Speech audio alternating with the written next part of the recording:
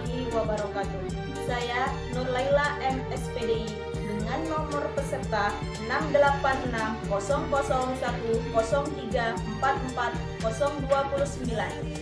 Mahasiswa PPG dalam jabatan mata pelajaran fikih di LPTK Universitas Islam Negeri Mahmud Yunus, Batu Sangkar, Sumatera Barat. Pada hari ini, Senin 28 Agustus 2023, akan melaksanakan ujian kinerja UKM PPG dalam jabatan tahun 2023 di Madrasah Aliyah Negeri 1 Batanghari, Provinsi Jambi. Semoga ujian kinerja pada hari ini dapat berjalan dengan lancar sesuai dengan yang diharapkan. Demikian, terima kasih. Wassalamualaikum warahmatullahi wabarakatuh.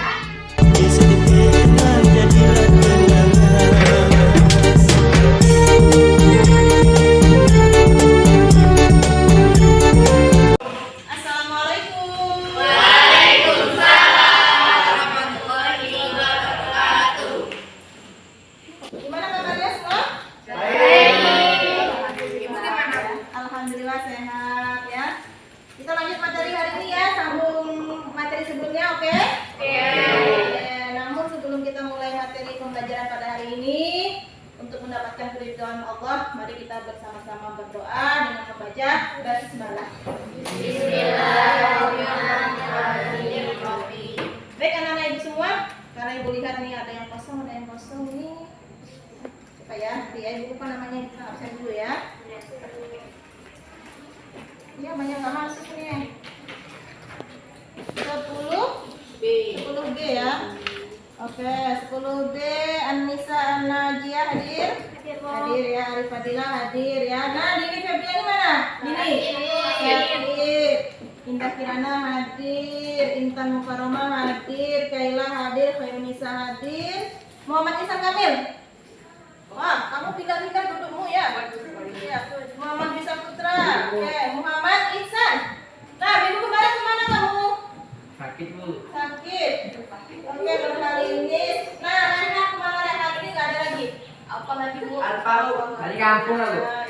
Siapa yang rumahnya di Kak Rehan? Jauh. Mulai Lampung. Oke, semuanya hadir ya. Yang selainnya hadir ya. Oke, terima kasih. Ya, berarti 3 orang yang nggak hadir pada hari ini. Sudah siap mengikuti pembelajaran hari ini? Sudah.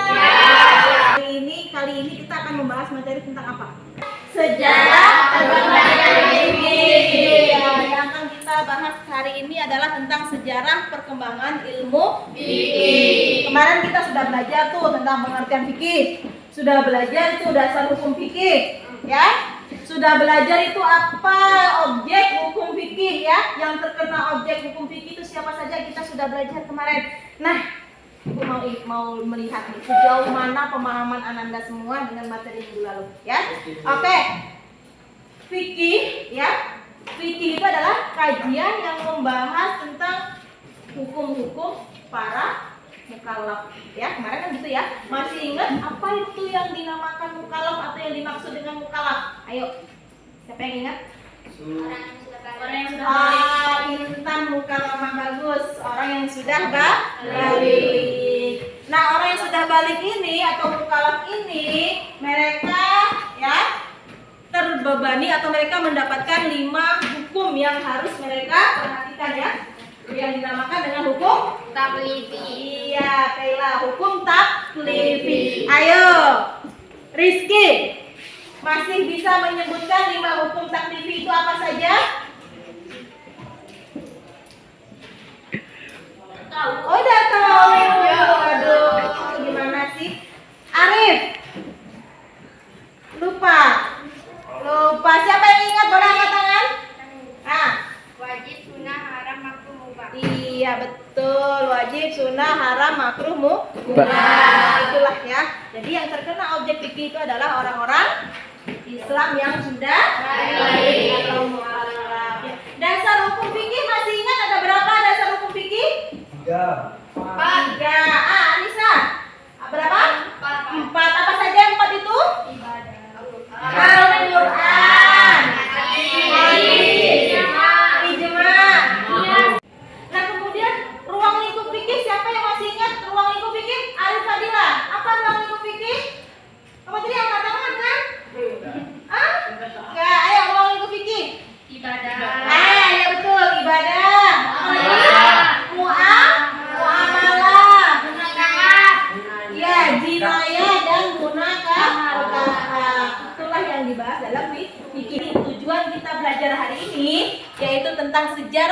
perkembangan ilmu fikih tujuannya untuk apa? Ayo, ada yang tahu kira-kira tujuannya untuk apa? Kita kemarin sudah membahas tentang pengertian fikih, dasar hukumnya dan lain sebagainya. Hari ini kita belajar tentang sejarah perkembangan ilmu fikih. Tujuannya untuk apa? Agar kita bisa lebih mendalami kajian tentang fikih. Bagaimana Bagaimana sih ilmu fikih itu pada masa Rasul? Ya, kan tentu beda dengan pada masa sekarang. Sudah jelas ya? Tujuannya kita belajar materi hari ini supaya apa? Supaya kita bisa lebih mendalami ilmu fikih dengan mengetahui perkembangannya dari masa ke masa. Nah, nanti di pembelajaran nanti metode media atau metode yang akan kita gunakan, kita menggunakan belajar berkelompok ya, supaya kalian lebih aktif. Jadi nanti ibu bagi short ya, kartu, ibu acak kartu, nanti silakan yang ibu berikan kartu, nanti silakan bergabung kepada kartu induknya ya, nanti itu sudah ada kartu induknya, silakan kalian bergabung, kemudian ditempelkan di tempat-tempat yang telah ibu sediakan. Ya, di sana ada lemnya sudah ada, di sana ada spidolnya sudah ada. Silakan nanti kalian cari materinya, cari penjelasannya dari mana. Itu sudah ada ibu berikan buku paket, sudah ada ibu berikan fotokopiannya dan buku paketnya sudah ada ibu berikan. Kemudian juga bisa dari internet. Sekarang perhatikan ini papan tulis ya. Bisa dilihat sejarah perkembangan ilmu fikih. Yang pertama itu pada masa siapa? Periode Rasulullah. Mengapa dikatakan periode Rasulullah? Ada yang tahu? Ya, karena periode ini dimulai sejak Islam muncul ya. Dimulai sejak Islam muncul. Nah, yang mana ya? Nah, ya. Dimulai pada saat Islam muncul. Nah, Islam itu berkembang di mana pada masa itu? Ketika pada masa Rasul. Di Mekah dan di Madinah. Ada yang tahu berapa tahun Rasul di Mekah? 10 tahun. Masa Rasul ini apa? Segala permasalahan, segala sesuatu yang menjadi permasalahan umat Islam pada masa itu langsung datang ke sumbernya ya, ke Rasul. Sumbernya ke Rasul langsung. Ketika ada masalah ngadu, ini bagaimana hukumnya? Langsung bersumber pada Rasul. Jadi pada masa itu kita pikir sudah dibukukan belum? Kira-kira? Belum ya, jangankan kita pikir. Al-Quran aja ya, belum dibukukan karena masih banyak para hadis. Ya, ini sejarah perkembangan ilmu fikih yang pertama itu pada masa Rasul, yaitu ada periode Mekah dan periode Madinah. Oke, selanjutnya setelah Rasul wafat, maka tampuk kepemimpinan umat Islam beralih ke masa periode Khulafaur Rasyidin. Iya, pada masa Khulafaur Rasyidin atau disebut juga sebagai periode sahabat. Ya, kata lain dari periode Khulafaur Rasyidin itu adalah periode sahabat. Mengapa? Nah, karena pada masa itu Khulafaur Rasyidin itu adalah orang yang terdekat dengan Rasul, sahabat terdekat Rasul. Nah, pada masa Khulafaur Rasyidin ini kaum muslimin telah memiliki rujukan hukum Islam. Seperti apa? Al-Quran ya. Al-Quran kan adalah sumber hukum yang pertama ya. Kemarin sudah kita bahas. Kemudian apa lagi?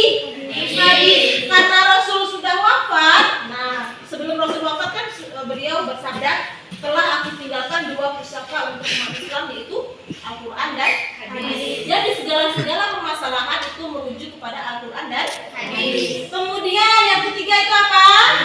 Ijma. Masih ingat apa itu ijma? Masih. Apa? Kayak apa ijma? Ayo, masih ingat apa itu ijma? Kesepakatan para ulama ya, kesepakatan para ulama. Nah, kemudian yang keempat itu adalah qiyas ya, menyamakan ilat antara dua hal ya, karena ada sisi persamaannya.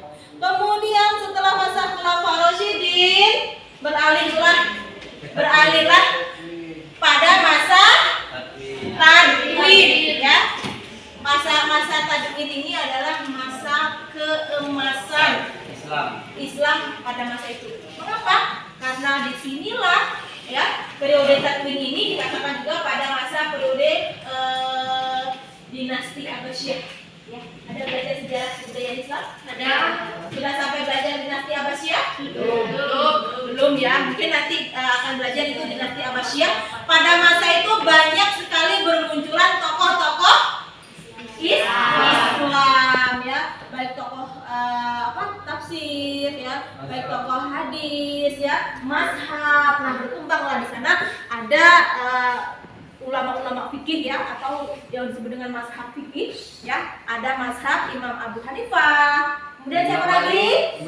Imam Malik. Ya, siapa lagi? Imam Ibnu Hambal. Imam Ibnu Hambal. Satu lagi? Imam Syafi'i. Iya, Imam Syafi'i yang banyak kita Imam Syafi'i ya, yang banyak menjadi sandaran umat Islam di Indonesia. Oke, selanjutnya yang terakhir yaitu periode taklid ya. Periode taklid ini muncul setelah pemerintahan Daulah Abbasiyah runtuh. Nah, mengapa dikatakan periode taklid? Karena pada masa itu semangat ya, atau himmah, semangat para ulama untuk melakukan ijtihad itu mulai meredup atau melemah ya, dan mereka kembali kepada dasar tasyri' yang asasi ya. Mereka nggak mau lagi menalarkan nah seperti itu. Oke, ini penjelasan awal. Untuk selebihnya nanti ibu bagikan kelompok. Silakan kalian nanti berdiskusi bersama teman-teman kelompoknya. Silakan ditempel nanti kartu-kartunya, kemudian ditulis materi-materi atau penjelasannya, dan nanti ada sesi tanya jawab. Oke? Paham? Ini sudah ibu persiapkan tadi. Perhatikan, ya. Ini sudah ibu persiapkan kartu-kartunya. Nanti silakan kalian tempel dan kalian dapatkan. Ini ada kelompok 1. Kemudian ini ada kelompok 2. Nah, ini kartu-kartu yang akan dimainkan. Silakan nanti bergabung kepada kelompoknya ya. Silakan di mana kelompoknya? Nggak tahu juga nih, ini diacak ini. Kamu di bagian nomor berapa? Bagian ini yang berapa? Nggak tahu. Ya. Periksa. Tahu ya? Iya. Kemarin kan nggak tahu ya.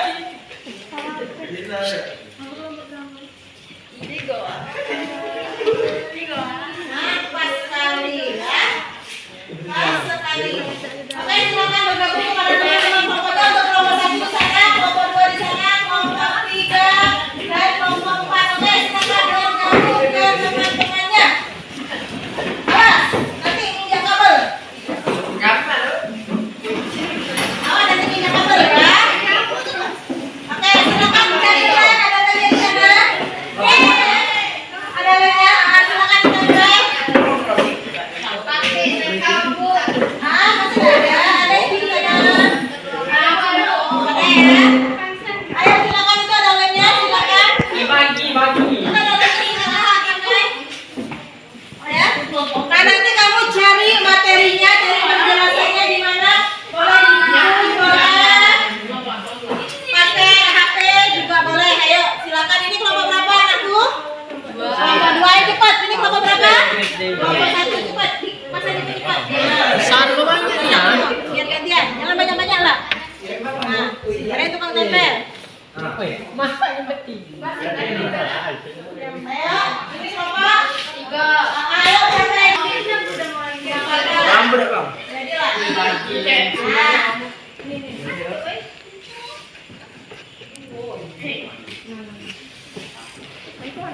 Diurutkan. Nah, ini kan diurutkan lagi. Urutan dari sini. Nah,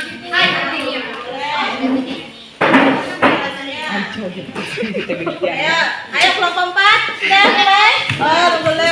Kelompok 2 sudah mulai ya? Iya, kelompok 2 sudah mulai mengelem.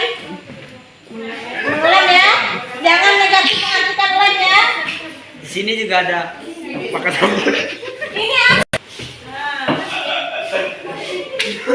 Ini kelompok berapa nih? Ayo. Terbalik. Ayo. Ayo.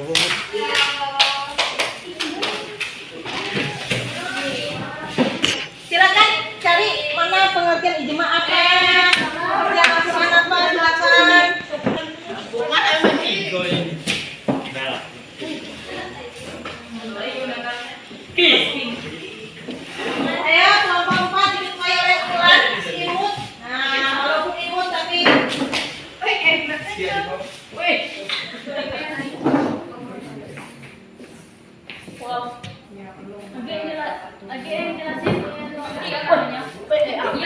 Ayo. Abang Rizky lah. Apa sih? Ayo Imam Abu Hanifah itu tahun berapa? Imam Malik itu tahun berapa? Boleh di bawahnya atau di mana? Ya. 2023. Cari boleh, pakai buku boleh, pakai HP juga nggak masalah, kita gunakan media. Oke, itu kelompok dua berarti itu aja. Iya, si Jema. Ada yang hilang berarti ya? Ada yang salah kelompok ya? Ada yang salah kelompok, nah itu masih ada dua lagi itu. Oh ini. Coba aja. Nah, jadi Jema itu apa? Kias itu apa? Nah, itu tulis. Ya, dimatikan ya. Nih. Jangan disambung dengan yang tadi.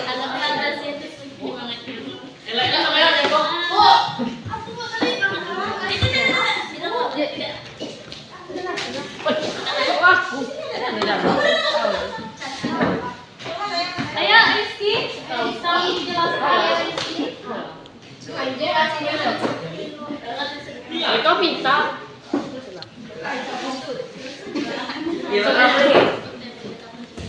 Pada masa ini, pada lahirnya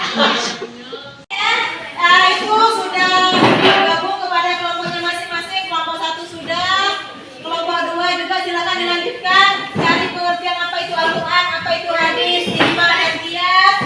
Kelompok 3, nah apa itu?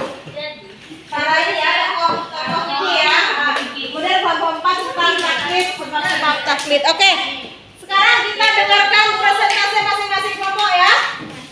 Kita dengarkan presentasi masing-masing kelompok yang silakan siapa yang mau. Fadil. Ayo siapa? Fadil boleh. Anissa juga boleh, terserah siapa. Ayo. Oke, Fadil silakan. Yang lain tolong perhatikan, nanti kalau ada pertanyaan silakan ditanyakan di akhir sesi. Oke. Silakan Fadil. Pada masalah dulu adalah masalah yang mulai Kelompok 3 tolong perhatikan. dan sunnah Rasul adalah berdasarkan wahyu ilahi yang diturunkan kepadanya. Demikian juga adalah tindak tanduk Rasulullah SAW selalu dibimbing oleh wahyu ilahi dan semua hukum didasarkan kepada wahyu juga. Sudah cukup? Kelompok 1 sudah cukup ya? Kita beri tepuk tangan dulu. Oke, selanjutnya kita dengarkan hasil diskusi dari kelompok 2. Sudah selesai belum? Belum. Oke, karena kelompok 2 belum selesai, kita lanjut dulu ke kelompok 3. Oke, silakan kelompok 3 yang lain tolong perhatikan. Jika nanti ada hal-hal yang perlu ditanyakan, silakan tanyakan kepada kelompok 3. Oke, berapa kelompok 3 yang mau mewakili? Kaila. Kaila mana? Ayo. Para tokoh fikih. Pada masa ini lahir para tokoh dalam istinbat dan perundang-undang Islam. Masa ini disebut masa keemasan Islam yang ditandai dengan berkembangnya ilmu pengetahuan yang pengaruhnya dapat dirasakan hingga sekarang. Pada masa ini muncul pula mazhab-mazhab fikih yang banyak mempengaruhi perkembangan hukum Islam, diantaranya Siapa saja itu imam itu siapa saja? Imam Abu Hanifah, ya, Imam Ahmad bin Hanbal, lahir 20 Rabiul Awal, wafat 12 Rabiul Awal. Imam Maliki 93 Hijriah sampai 714 Masehi dan wafat 179 Hijriah 800 Masehi. Imam Syafi'i 150 Hijriah. Pemerintah Islam pasca keruntuhan Daulah Umayyah segera digantikan oleh Daulah Abbasiyah. Masa Abbasiyah ini disebut juga masa Mujahidin dan masa pembukuan fikih. Karena pada masa ini terjadi pembukuan dan penyempurnaan fikih. Pada masa Abbasiyah yang dimulai dari pertengahan abad ke-2 Hijriah sampai pertengahan abad ke-4 ini, muncul usaha-usaha pembukuan al-hadis, asar, sahabat dan fatwa fatwa tabi'in dalam bidang fikih, tafsir, usul al-fikih dan sebagainya. Oke, Ya, cukup. terima kasih. Kelompok 2 sudah selesai. Oke, sekarang kita berlakukan hasil diskusi dari kelompok 2 yang papannya banyak coret-coretan. Apa coretannya itu? Coba kita lihat, kita perhatikan. Ayo siapa yang mau mempresentasikan dari kelompok 2? Oke, diwakili oleh Khairun Nisa ya. Nah, iya. Ayo silakan Khairun Nisa. Di periode sahabat ini, kaum muslimin telah memiliki rujukan hukum syariat yang sempurna, Al-Quran, hadis, ijma, dan qiyas. Adat istiadat dan peraturan-peraturan berbagai daerah yang bernaungan di bawah Islam tak luput ikut memperkaya aturan-aturan yang berlaku. Dapat ditegaskan bahwa zaman Khulafaur Rasyidin dilengkaplah dalil-dalil tasri' Islam. Sahabat-sahabat besar dalam periode ini menafsirkan nas-nas hukum dari Al-Quran maupun hadis, yang kemudian menjadi pegangan untuk menafsirkan dan menjelaskan nas-nas. Al-Quran adalah kitab suci dan bagian penting dalam hidup umat Islam. Hadis adalah perkataan, perbuatan, penetapan dan persetujuan dari Nabi Muhammad SAW. Ijma adalah kesepakatan para ulama dalam menetapkan hukum dalam agama berdasarkan Al-Quran dan hadis. Sedangkan qiyas adalah mempertemukan sesuatu yang tidak ada nas hukumnya dengan hal lain yang ada nas hukumnya karena ada kesamaan ilat hukum. Iya. Terima kasih untuk kelompok 2, kita beri tepuk tangan dulu. Oke, selanjutnya yang terakhir dari kelompok 4 yang diketuai oleh siapa tadi ya? Ada siapa yang mau menjelaskan? Yang mau membacakan yang dibacakan oleh siapa? Oke. Beliau dari taklim. Jadi maksud tangan tersebut adalah masa ketika semangat atau himmah para ulama untuk melakukan latihan Islam melalui ulama dan mereka kembali kepada dasar materi yang asasi dalam pengistinbatan hukum dari nas Al-Quran dan Al-Sunnah. Sebab taklim ada 3, yaitu yang pertama disebabkan oleh banyaknya kitab fikih dan berkembangnya setiap berkelebihan dalam melakukan kitab-kitab fikih. Yang kedua, keterbelahan akal pikiran sebagai akibat hilangnya kebebasan berpikir. Yang ketiga, adanya para ulama saat itu yang kehilangan kepercayaan diri untuk berijtihad secara mandiri. Mereka menganggap para pendiri mazhab lebih cerdas untuk mandirinya. Oke, terima kasih untuk kelompok 4, beri tepuk tangan. Jelaskan masing-masing kelompok memaparkan materinya. Nah, sekarang Ibu buka karena waktunya sudah juga tidak lama lagi. Ibu buka sesi 2 pertanyaan ya. Ayo, ada yang mau bertanya dari kelompok 1, 2, 3 atau 4? Silakan yang mau tanya angkat tangan. Nah, ini dia dari kelompok 4. Iksan. Nah, namanya sama dengan nama Ibu, Iksan. Oke, kamu mau tanya kepada kelompok berapa? 2. Oke, mau bertanya kepada kelompok 2, silakan kelompok 2. Perhatikan pertanyaan dari kelompok 4. Coba jelaskan apa itu ijma. Ijma adalah kesepakatan para ulama dalam menetapkan hukum dalam agama berdasarkan Al-Quran dan Hadis. Sudah jelas? Iya betul. Bisa diterima. Jadi menurut kelompok 2, ijma itu apa? Ijma adalah kesepakatan para ulama. Jadi ulama itu perhatikan, nanti ditanya nggak tahu ya. Yang mana ulama itu bersepakat dalam menyimpulkan suatu hukum. Dari mana dasarnya? Dari Al-Quran dan hadis. Iya, dari Al-Quran dan hadis. Bagaimana Ihsan? Bisa diterima. Oke, masih ada lagi pertanyaan, tepuk tangan dulu. Masih ada pertanyaan boleh? Masih ada? Oke. Nah, ini kayaknya hari ini yang putra ya, yang lebih bersemangat. Ayo, silakan. Dari kelompok 1 ingin bertanya kepada kelompok 3. Nah, kelompok 3. Mazhab apa yang menjadi rujukan umat Islam di Indonesia? Nah, oke, tadi kan kita sudah membahas tentang mazhab-mazhab ya. Ada Imam Abu Hanifah, ada Imam Maliki, ada Imam Ibnu Hanbal, kemudian ada Imam Syafi'i. Nah, yang ditanyakan kelompok 1, untuk di Indonesia rujukannya itu mazhabnya yang mana sih? Ayo coba kelompok 1 dijelaskan. Kelompok 3 jelaskan. Oh, Rizky.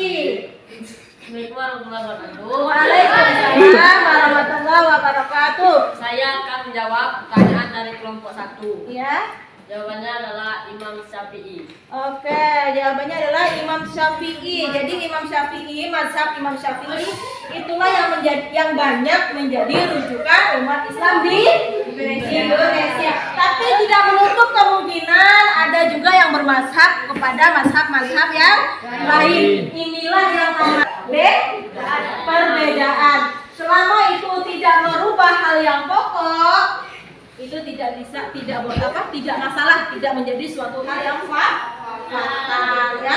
Sepanjang sholatnya masih sama 5 waktu, ya, puasa masih sama di bulan Ramadan, walaupun berbeda mazhab, itu tidak masalah. Namun untuk di Indonesia, ya, pada umumnya umat Islam di Indonesia itu merujuk kepada mazhab mazhab siapa? Iya, mazhab Imam Syafi'i. Oke, sampai di sini cukup ya pertemuan kita hari ini. Jadi apa kesimpulan? Baik, tadi kita sudah sama-sama mendengarkan pertanyaan dan telah dijawab oleh masing-masing kelompok. Jadi materi kita pada hari ini kita cukupkan sampai di sini. Sebelum kita akhiri, mari kita ambil kesimpulannya. Ya, apa kesimpulan kita pada hari ini? Siapa yang bisa menyimpulkan? Nah, nih Tiara, ayo, apa kesimpulan pembelajaran kita hari ini? Kesimpulan hari ini adalah bahwa perkembangan ilmu fikih telah diawali pada masa Rasul, kemudian masa Khulafaur Rasyidin, dan puncak keemasannya pada masa Daulah Abbasiyah atau periode Tadwin. Oke, ya, perhatikan. Tadi dikatakan oleh teman kita Tiara bahwa perkembangan ilmu fikih itu telah diawali sejak masa siapa? Rasulullah. Iya, sejak masa Rasulullah. Kemudian setelah Rasulullah wafat, ya pada masa Rasul segala permasalahan itu bisa ditanyakan langsung kepada siapa? Rasul. Kemudian setelah Rasul wafat, ya, tinggallah yang menyampaikan, yang menjadi sambung tangan Rasul, yaitu siapa? Para sahabat. Yang mana pada masa itu telah ada pedomannya, yaitu apa? Al-Quran, hadis, ijma dan qiyas. Nah, puncak keemasannya pada masa siapa tadi? Puncak keemasannya pada masa siapa? Iya, pada masa Daulah Abbasiyah, yaitu pada periode Tadwin, ya. Nah, oke, sampai di sini materi kita hari ini. Silakan kembali kepada tempat duduknya masing-masing. Ya, kita beri tepuk tangan untuk kita semua. Ayo silakan kembali kepada tempat duduknya masing-masing.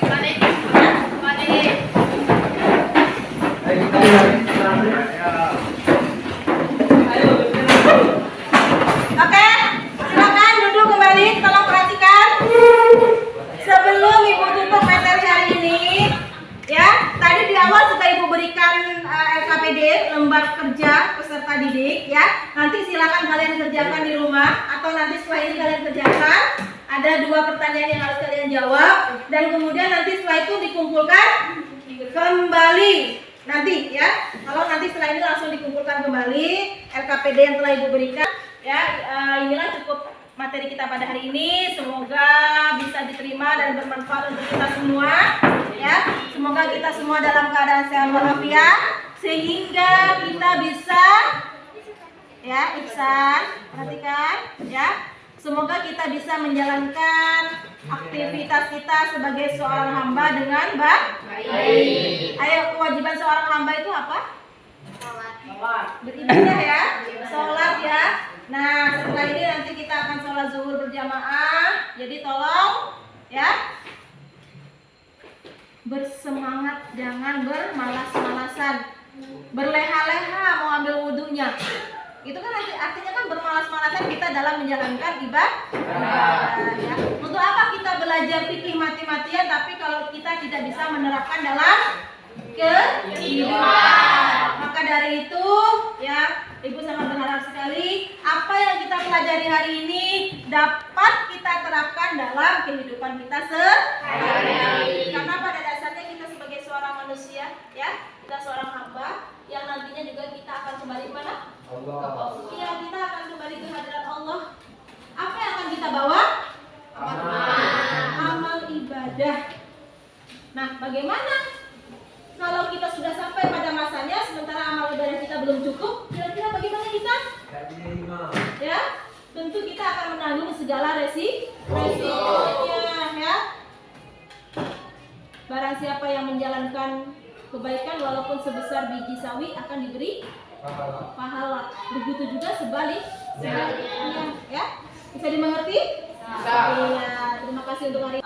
Sebelum kita akhiri, marilah kita bersama-sama membaca hamdalah.